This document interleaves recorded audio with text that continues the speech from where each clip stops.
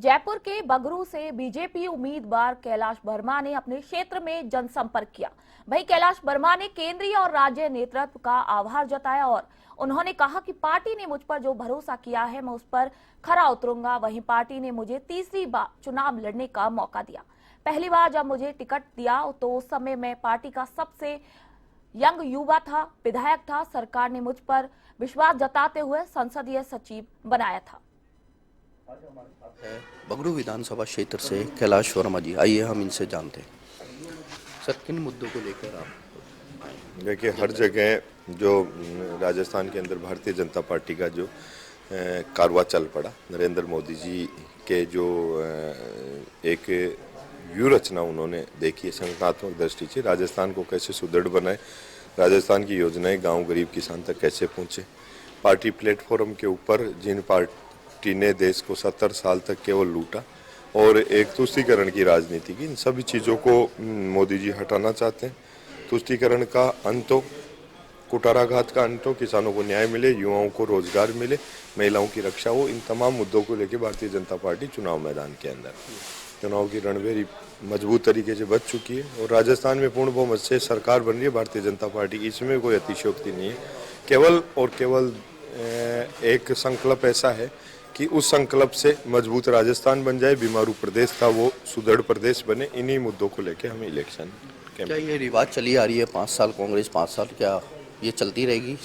देखिए, ये रिवाज 5 साल कांग्रेस 5 साल बीजेपी वाला जो चला ना पैटर्न, ये कहीं न कहीं भारतीय जनता पार्टी का कार्यकर्ता, हमारा संगठनात्मक ढांचा कहीं न कहीं थोड़ी दिक्कत परेशानी पिछले टाइम में आई थी। अब की बार कोई ज़्यादा फर्क नहीं था, वसुंधरा जी की सरकार उस समय रिपीट होती, 1.5 लाख वोटों का फर्क था।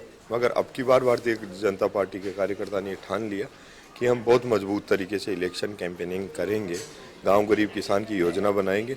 इन सब बातों को ध्यान में रखते हुए एक ही चीज़ निकल के आ रही है कि जिस तरीके का रुझान भारतीय जनता पार्टी के कार्यकर्ता का है, उनमें ये सब चीज़ों के ऊपर विराम लगेगा। एक बार बीजेपी, एक बार कांग्रेस सुदृढ़ तरीके से, मजबूत तरीके से गाँव गरीब किसान की पार्टी बनते हुए एक ऐसी सरकार बनेगी जो 50 साल तक राजस्थान के अंदर नहीं। जिस तरह से आप युवा नेता हैं, तो क्या युवाओं के लिए कुछ आगे सोचेंगे? जिससे पेपर लीक मामला है, 19 बार पेपर लीक हो जाना और एक ऐसा धर्म संकट राजस्थान के ऊपर खड़ा होना जिसकी जितनी हम निंदा करें उतनी कम है। कांग्रेस पार्टी के लिए ये हो सकता है कि एक छलावा, हंसते हैं, ये करते हैं, हमने उसको पकड़ लिया, हमने उसको पकड़ लिया, बड़ी मछली छोटी मछलियों का ये जो खेल था, उनका तो कुछ बिगड़ा नहीं।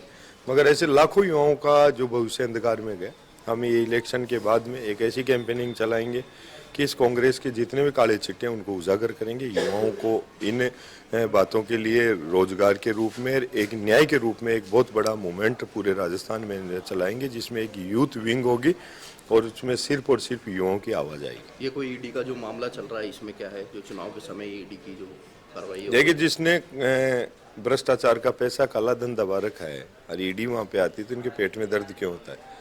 ईडी आएगी, अगर आपने गलत किया है तो इसमें दिक्कत क्या है? ये तो प्रोसेस है।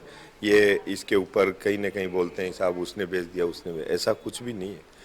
ये केवल जिन लोगों ने जिस तरीके का काम किया उसके अनुसार इसमें किसी एजेंसी को ये लोग बदनाम करे, सरकार को बदनाम करे, ये मेरे हिसाब में तो गलत है।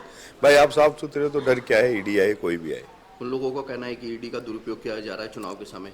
देखिए, आज की प्रक्रिया नहीं है, तो बहुत पहले से चलती आ रही है। पहले दिखती नहीं थी, आज थोड़ा सी मार्केटिंग ज़्यादा हो गई तो लोग देखते हैं कि ये बीजेपी वाले करा रहे हैं। बाकी बीजेपी वालों का ऐसा कोई काम है नहीं, साफ सुथरा काम है। आप लोगों को दिक्कत कहाँ है कि आप इलेक्शन कैंपेनिंग कर में जा रहे हो, आपने अच्छा काम किया तो डरने की क्या आवश्यकता है?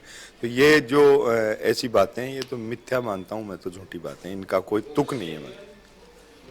ये थे हमारे साथ कैलाश वर्मा जी, मेरे साथ कैमरा पर्सन निमी चंद पांचाल के साथ दीपेश गर्ग, A1 TV।